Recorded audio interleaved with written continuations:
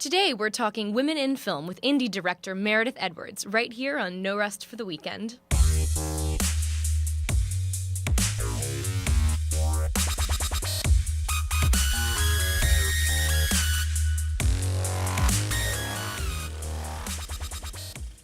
Hello, and welcome to No Rest for the Weekend, the show where we talk to the creators of independent films and series. I'm your host, Victoria Oliver. Today, more and more women directors are making their mark in film and television. Names like Patty Jenkins, Catherine Bigelow, and Angela Robinson are becoming known by movie fans and by the Hollywood community. Meredith Edwards is an award-winning filmmaker whose second feature film, Bite Me, is slated for release in 2018. Her first feature film, Imagine I'm Beautiful, took home 12 awards on the film festival circuit, including 5 Best Picture awards and the award for Best Director. Recently, Meredith paid us a visit here in the studio, and our producer, Jason Godbey, had a chance to chat with her. Hi, it's Jason Godbey for No Rest for the Weekend, and today with me here in the Rabbit Hole studio is Meredith Edwards. Welcome, Meredith. Hi, thank you. Meredith is a director, and want to talk to her about directing, especially being a female director in the world of film, which is so much fun, I'm sure. So tell us about your first directing experience. We did a video about the making of D-Generation X, which was a multimedia theater project and film. Talk to me about directing the film portion of that and the challenges that you face being a first-time director. Yeah, there were a lot of them. I feel like for that project in particular, I really just threw myself in the deep end, really, and just learned by doing. And I find that was the best thing for that project, actually. We shot film footage. They were like various vignettes that served as short films throughout the piece, but also just enhanced the theatrical portion of the piece. And we shot over 13 days, super like zero budget to very low budget. I think the trailer we shot for that was on a literally $0.00 budget. And then when we were filming, I think we had like 10 grand or something over 13 great days, which was insane. But it was very good because I think we were also passionate about the project and passionate about what we were doing and the story and just getting out there and doing it. And I think that passion, that fire really carried us through. So tell me about the first feature and the first feature. First of all, what was the film about? So it's a film called Imagine I'm Beautiful. It's a psychological drama about a woman dealing with borderline personality disorder. It's kind of a fish out of water New York story. What seems to be that story turns into a very different story about mental illness. And it was the storyline and the script that really hooked me on that feature project. And I don't know, I think the fact that I was able to really connect to the screenplay and to the story, to its message, made me feel really confident to feel like I could handle a feature after D-Generation X. And did you have like a bigger budget on that project? We did. Not much bigger, but it was an $80,000 budget. So still, ultra low budget, micro budget. And you're shooting for how many days? 18 days. That was 18 days. Wow. So a lot more money, but still you're limited on time. Oh, yeah. Super limited. But one thing that really helped us on that shoot was that I would say 90% of the screenplay was set in one location, one apartment. And so you can save a lot of money just doing that. Oh, yeah. And it kept things really controlled. Because we were there and working there, even in pre-production, working in the space and knowing what your space is, not having to move. That saves a lot of money and a lot of time. And were you able to construct your shots differently because of the lessons that you learned on D-Generation X? Were you kind of more economical and saying, I only have so many days, so I don't want to do 15 setups, I want to do 10? Yes. Yeah, something that I think is a positive takeaway from that experience of having a low budget was it made us get very clear and concise about what this project was, what was important about it, what is the message that we want to tell, and how do we want want to tell it. Because we had to have a very real conversation a month before production, myself and the producers. We sat down in a room for about like 8 hours or something and said, look, this is the amount of money we have, and that's it. And we're set to go into production in 1 month. How is this feasible? And so what we did is we went through the entire script and just cut the fat. We just trimmed the excess. And in turn, it just made the story so much more solid and rich. Doing it this way, I feel like when you're in the trenches, especially with the first feature, then it's like working out. You like build the muscle for the next project. Mm-hmm. So, and the next project for you was this feature that you just directed. I believe it's called Bite Me. Yes. So it's about vampires. Yes. Question mark. It's tell me about Bite Me. Yeah. What's it about? Yeah. Bite Me is a romantic comedy about a real-life vampire that is a young woman who identifies as a vampire, not supernatural, a woman who really feels as if she needs to drink blood to stay healthy, and the IRS agent that audits her and her vampire church. So, literally, like it's almost like that. There's a Nicolas Cage picture that's very similar, where he is. He's he's crazy, but he believes he's a vampire.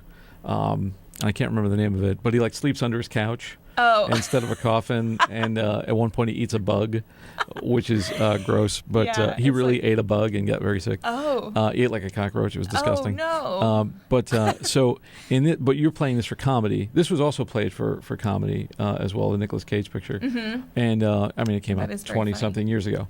But you're in your film, the protagonist is a female. Yes. And is it also kind of romantic? Is there a love interest? Oh, yes. This is a rom-com all the way, and it is an ode to the old rom-com, but in a new way, because we're in a new place, you know? We're in the post 9/11 era of cynicism in many ways. And so a lot of these rom-coms are kind of set in this age where it's almost cynical to believe in love and to fall in love, and this, idea of this idealism of hope and the one and all of that stuff. It's also dealing with gender politics as well, and identifying as something, like we never said that when I was a kid, to say what you identify as. Yes, right. That is so foreign to people like me. Like I need a glossary every time I talk to people. Yeah.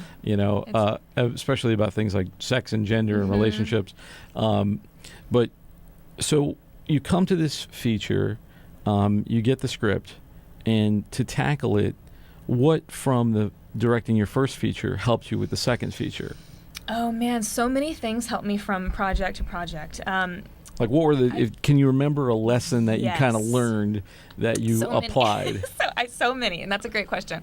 Definitely from the very first project, Degeneration X, to Imagine I'm Beautiful, what I learned was to, and this might sound funny as far as the role of the director, but to surrender a little bit my need for control of my vision. With Imagine I'm Beautiful, I was able to be on set, and I think it comes with really trusting yourself, trust that you've done the work, trust that you have done, that you've hired the right team, trust everyone's ability to do their job, that you can give them their own ability to come to the table with their own vision. In other words, you don't have to micromanage the entire crew. Yeah. And you've hired these people to support your vision, and that's what they're trying to do. Right. And let them do that. They're not puppets of your vision, though.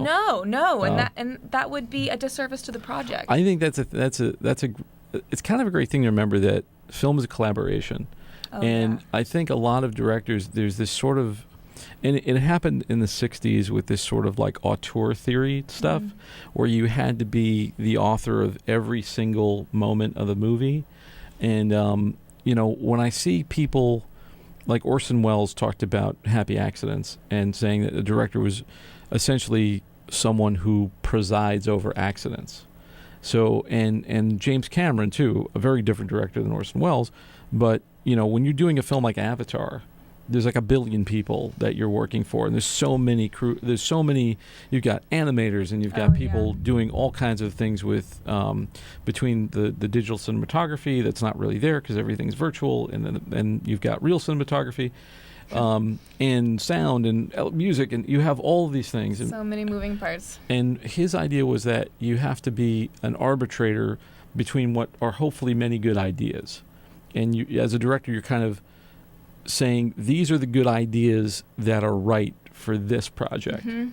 Not to say that, there aren't some bad ideas, but for the most part, if you've hired the right people, if you have the right crew, they're coming to you with good suggestions, they're coming to you with good ideas, and you just have to say, this is great, let's put this in, or no, that's a different movie, Yeah, it's really your job as director to, number one, utilize your resources.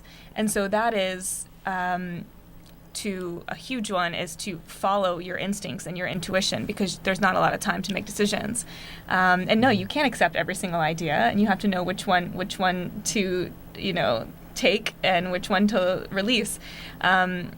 But I think that was a huge learning lesson from my first project to the second one, is that when you can let go a little bit and let everybody do their job, including yourself, and listen, not just, it's not about just giving, it's also about holding and listening to the piece and knowing what it needs on set and in post and in pre-production, so that you can, because the project will somehow, you let go of it, of trying to steer it, and the project somehow starts to pulse and take on a life of its own and tells you what it needs. And it's about listening to the project and honoring what it needs. What was your experience kind of collaborating with the writer each time? Yeah. And I'm sure that, you made changes, and how do you deal with that?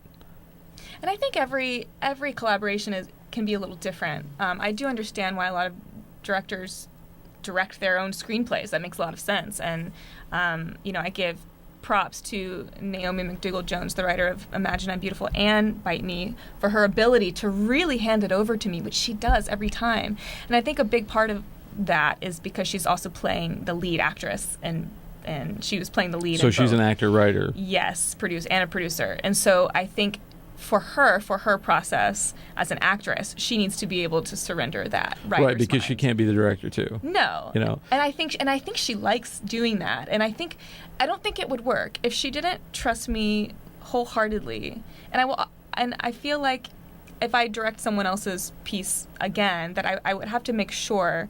Our partnership is that, but I would have to make sure that writer is willing to really hand it over, because that's the next part of the vision, and it is a true collaboration, and the visions merge.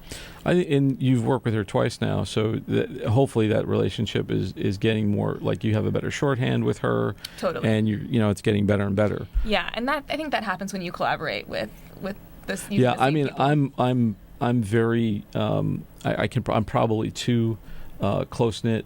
Something like I work with my best friends, and I have a family of people that work with me, which is great. But it would probably behoove me at some point to direct somebody else's work, just to have that experience. And I've done that with commercials and stuff, where I've directed somebody else's concept, or come up with a concept with somebody, collaborating with a company, and it's a whole thing, because in that sense, it's not your movie anymore. Yeah, it's their thing, and you're just kind of shepherding it to make sure it gets done. Yeah. So let me ask you a question, and then we'll kind of move on to one more issue. But let me ask you, if Meredith now, if present day Meredith could go back in time and tell the Meredith before she directed Degeneration X, what advice would you give? Oh, young Meredith. I would say it's okay, girl. You got this. No, I would say to really, kind of bringing it back, to really trust yourself. Trust your vision. Trust your instincts. Trust your intuition. I think as artists, and especially as directors, because you're really having to collaborate with so many people, and you're really being put on the line in so many ways, and to just trust that if you feel called to, or if you feel inspired by this message and this story and this piece of work in some way, just follow that. You will have a lot of diversions. You will have a lot of naysayers. You will have a lot of worry and anxiety and fears, and just keep going one step at a time. Trust that the mistakes that we were speaking of, that they become magical mistakes. And there were so many things that have happened in all three of my projects that were just like, oh God, how are we ever going to move on? That looking back, I feel like, oh, that's exactly why that happened. I think trusting yourself is one of the hardest things to do, because being a director is one of the very few positions in life where everybody thinks they can do your job better than you can on a set, which brings me to my next point of the difference is, and this is something else that I cannot experience, being a woman director as opposed to being a male director. Was there anything that you did, and we only have a couple of minutes, unfortunately, but is there anything that you did that you think was different than you would have approached it as a man, not just as a sensibility, but things that you, like any hurdles that you on purpose had to get over? Yes. The answer is yes. In short, yes. Yeah. Again, I think it comes back to, we are used to seeing men, particularly white men, that's win. White men in leadership and across the board. So I think when that is taken away and someone else comes into leadership, then it becomes uncomfortable. Not because necessarily anyone has an issue with it, but because we are uncomfortable with change. We're just not used to it. And the unknown. Yeah, like that just goes with everything. And so, of course, there's skepticism, and when something is new or different, or you're not used to it. I also think women in the role as a filmmaker take on a different. Maybe they might do it differently. We've talked about women in leadership and leading with the feminine versus the masculine, which has nothing to do with gender. We all embody feminine and masculine. This is a whole different talk, but right. How I've learned over the past three projects that I've done, how can I step up to the plate and lead with my femininity, which is kind of like the ultimate collaborative form of listening to my peers and creating an environment where people feel safe to come to the table with their utmost creativity and vision, to be seen and heard, to use my body. Jill Soloway talks about, the creator of Transparent talks about, leading women, the female gaze leading with their bodies, and I 100% agree with that. And that goes on with, trusting your intuition, trusting your body, using your body to kind of tell you things. And I remember Sylvester Stallone, of all people, talking about who's the king of action movie franchises. Yes. Talking about movies that he made that didn't hit because they didn't appeal to a feminine side of the audience.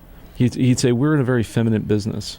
We're in a business of intuition and of feelings and things that men are really taught not to embrace. That's right. Yeah. And if you do embrace them, it's derogatory. You're ostracized for it.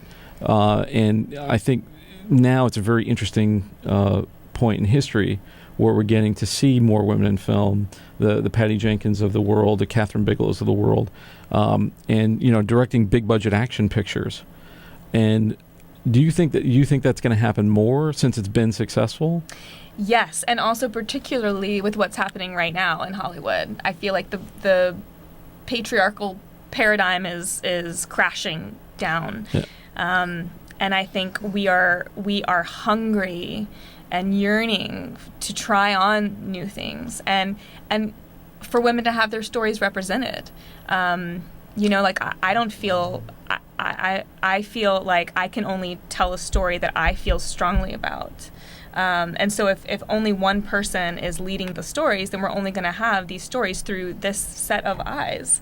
And so to branch out and diversify these stories is only going to create more exciting and interesting art. I got to wrap up, but this is definitely a topic we could talk about all day. Oh, yeah. Lots more. But, thank you so much for coming. I think for me, it's like I want every point of view and in my company with Behind the Rabbit, and, I want male and female points of view, and I want people of color, and I because I live in New York City, and this is the world I live in, and I want my work to represent that.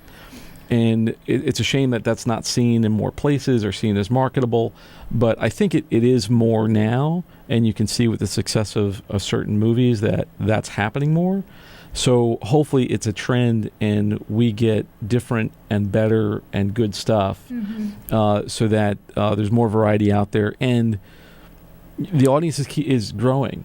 There's all this need for content now, especially for movies and television across many streaming channels and the internet and television and 100 billion cable channels and pay channels. We need that now, and hopefully we'll get more and more of it, and it'll be better and better. But thank you so much for coming. I really appreciate it. And it was we'll have to do this again. Yeah. So we'll have when the movie comes out. We'll have Bite to. Me. Yeah, we'll have. And you guys are planning for like film festival release on that? We are. Yeah. I wish you a lot of luck. Thank you so much. Thank you for joining us here on No Rest for the Weekend. I'd like to thank our guest, Meredith Edwards. For more from Behind the Rabbit Productions, visit our website, btrp.nyc. On behalf of Jason Godbey and myself, thanks for watching, and we'll see you next time.